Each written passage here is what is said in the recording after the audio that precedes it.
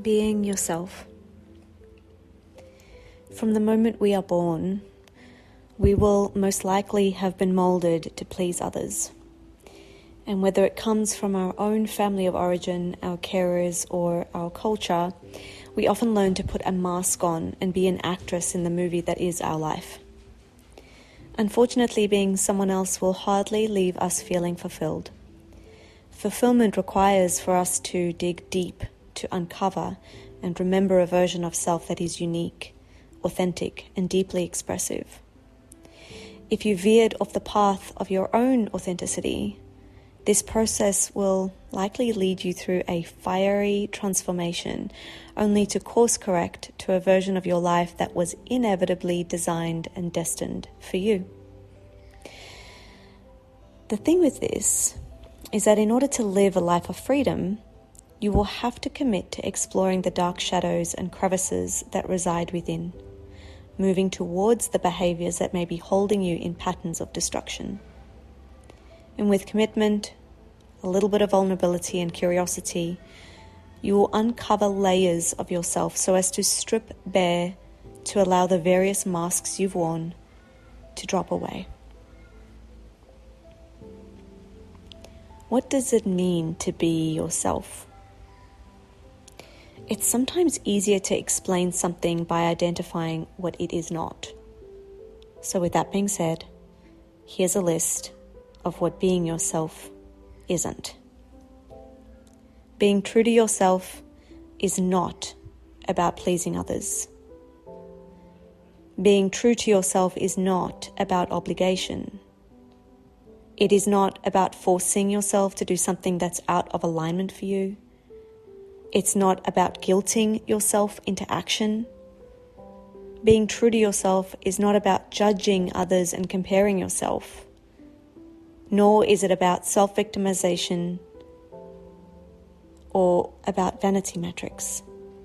Being true to yourself means that you live a life of congruency in complete integrity with your beliefs, values, and most of all, with what feels right in your heart. When there is an alignment with your inner self, that's your emotions, the states of your being and your desires, and your outer self, your behaviours, your communication, and therefore your relationships, then you align yourself with the most true and authentic version of yourself, your higher self. But have you ever felt like your behaviour and the way that you held yourself varied depending on who is around you and where you are? We tend to shapeshift depending on the people we surround ourselves with, right? And being dishonest is one of the most common mistakes we make in life that keeps the best version of ourselves at bay. I don't know about you, but it can take a long time to realize that the external world is a projection of what's happening internally. And since the external world is a holographic reflection of our insides, it can give us a lot of information about ourselves when we take the time to observe with curiosity. For example, if you dislike your job, it could be a sign that you don't recognize your natural skills and abilities, and that you're unable to clearly see what you are capable of and what comes most naturally for you. And so you therefore settle for jobs that you dislike because you don't think you can do any better. It's almost like you are creating your own misery. There is a lot to be said about the brain, but we're going to look at just a very, very small portion that relates to what we're speaking about. The limbic lobe, which is a system of brain structures, is directly connected to the parts of your brain that control many aspects of your body, such as hormone levels, stress, memory, breathing, heart rate, much more. One of the key areas of your brain that deals with showing, recognizing, and controlling the body's reactions to emotions is known as the limbic system. Emotions like fear and love are carried out by the limbic system, which is located in the temporal lobe. And whilst the limbic system is made up of multiple parts of the brain, the center of emotional processing is the amygdala, which receives input from other brain functions like memory and attention. Feelings like depression, fear, anger, happiness, joy, and even anxiety all originate from the limbic lobe of the brain. What does this have to do with triggers? Well, learning what animates you, which can also be said as what triggers you, will help you to move from being reactive to being responsive. And what I mean by that is that a responsive trait is when you intentionally choose to what and how you respond. If you don't know your triggers, you may be a ticking time bomb. This reaction is a response in the brain which is commonly called the amygdala hijack. This is a term coined by Daniel Goleman in his 1996 book, Emotional Intelligence: Why It Can Matter More Than IQ. An amygdala hijack is an immediate and overwhelming emotional response out of proportion to the stimulus because it has triggered a more significant emotional threat. The amygdala is the part of our brain that handles emotions. And so during an amygdala hijack, the amygdala hijacks or shuts down the neocortex. So, are there some subjects that you avoid discussing with others because you know they animate you too much? Do you sometimes find yourself easily offended by others? When we're triggered by something external to us, we tend to launch into one of three reactions: either fight, flight, or freeze. Fight is where we project our emotion onto others. Perhaps we become angry or blame others for what we are experiencing. What's important to remember here is that blaming others for our state of mind and situation automatically hands over our power to the one that you're projecting it onto. So if I give you power, then you can change my life. And so with this in mind, you can see why you're constantly reacting to events because you allow them to have power over you. The more emotional control you can foster, the more space you create between the stimuli and your reaction, the more you'll be able to cultivate an intentional response to the situation, which means that you're acting in alignment with what's true for you and not reacting from past traumas and wounds. Number 2 is to take flight. This is essentially running away from the situation. You're trying to avoid it, numb from it, ignore its existence. It's too painful, uncomfortable, or confrontational, so you'd rather pretend it's not there. And from a neurochemical point of view, whether you're in fight or flight, the release of norepinephrine, the flight or fight chemical, is released as a stress reaction, and within nanoseconds, hormonal changes take place in the body.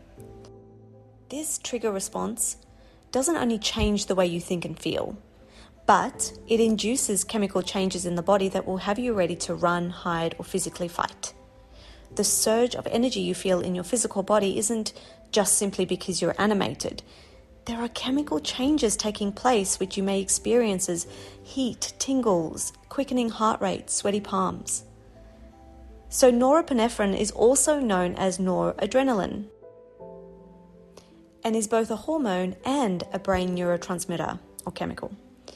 It's mainly stored in the neurons, the nerve cells, of the sympathetic nervous system, with small amounts also stored in adrenal tissue, which lay on top of your kidneys. The third thing is freeze. Simple. Pretty much self-explanatory. It's the reaction that happens when you do nothing. You can't find your voice, nor take action on anything. So, how do we witness, honor, and work with our triggers? Well, first, you have to accept that the only thing you can change in this world is your behavior, your mindset, your communication style. And as you probably know by now, you have no control over other people's behaviors or thoughts. So this is good news because you can make a decision right now that you will no longer outsource your challenges nor blame others or external factors for anything that you may be going through that seems a little bit unpleasant. Secondly, you can learn to be aware of your behaviours and your thoughts, especially when you go into that space of projecting your emotions onto others. Start by making a list of what you feel triggers you. Some examples could be politics or injustice, self-centered people, incompetence, etc. Try to be as specific as possible by using an example to explain the trigger. All triggers stem from a primal fear of safety. If you can access the struggle within and locate the reasons as to why you feel unsafe, then you'll be able to unravel in a more efficient and powerful way. So questions that you can use in this exploration can include: what experiences trigger my fear? What thoughts trigger my fear? What are the feelings that come over me when I'm in fear? And how does my fear affect my behaviour? You can also complete the following sentence. I tend to react emotionally to the following, and then list that out. And then once you've become really clear about these answers, try to understand why you get so reactive to those situations or subjects. So a couple of examples that I have here. The trigger could be, I get so offended when people accuse me of being selfish or self-centered. The internal reality of what that means could be, I tend to feel like others have it better than me. Therefore, I feel like I don't get what I deserve. And when I focus on my needs, it's because I want what others have. And then once you've figured all of this out, you plan to respond differently in the future, so that when those situations or subjects arise, you have a plan to better handle your emotions in those situations.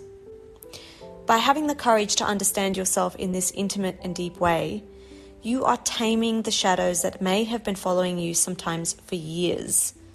And it's not always easy. But when you face your dark side, you bring it to the light and immediately allow yourself to shine brighter than ever. And you're essentially carving out space for yourself to heal from deep wounds. Taking responsibility for your own happiness starts by recognizing your responsibility in your life. This inevitably means that you stop giving your power over to others. When you blame others, you don't own your responsibility in your life. For example, if you continuously blame external factors for the life that you have, you're giving your power away. You're willingly putting your life into the hands of others. You are allowing everybody else, the world around you, to dictate your behavior and your mindset. So if you want to be unapologetically you have to take ownership of your life, which starts by being aware when you blame others for situations that you're in, or you allow yourself to be upset by others' thoughts, moods, and behaviors. This is the start, the very beginning of shifting your mindset to owning what's yours to own. You take back your power and you choose to live the life that you want. When you can maintain a healthy mindset and break the habit of reacting rather than responding, you cultivate more equanimity, more peace. Each one of us has our own connection to our own inner power, the you-ness that is uniquely you. And how you feel about it will render how empowered or disempowered you feel. Knowing how to accept, love on, and intentionally funnel your power will open you up to experience life and love and play and joy in a more deeper, more connected way. This is equanimity at its most potent.